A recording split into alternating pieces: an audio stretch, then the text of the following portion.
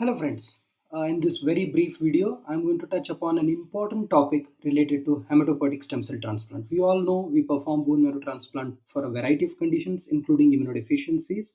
However, unfortunately, a small percentage of patients do face a complication called graft failure. Now, it is essential to understand the immunological basis of engraftment to understand why certain patients have graft failure. Now, as you can see from this slide, during bone marrow transplant or hematopoietic stem cell transplant, the graft not only contains the CD34 positive hematopoietic stem cells, which are key to engraftment. However, the graft does contain a variety of other hematopoietic elements, including the cytotoxic T lymphocytes, the T regulatory cells.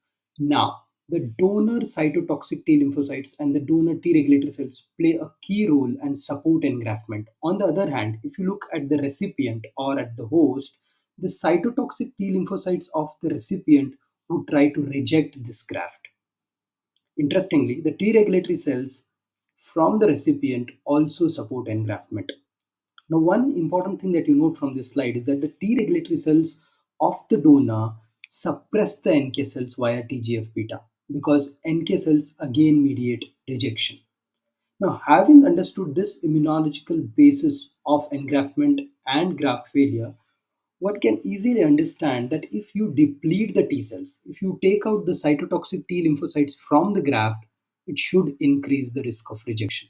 And that is why when we perform TCR alpha beta depleted transplants, that means when we do ex vivo T cell depletion, especially in patients with haploidentical transplants, you would see that theoretically there would be an increased risk of graft rejection because you deplete the graft of cytotoxic T lymphocytes. Now, understanding this immunological basis of graft function is essential to understand why a certain number of patients could face graft failure. Thank you.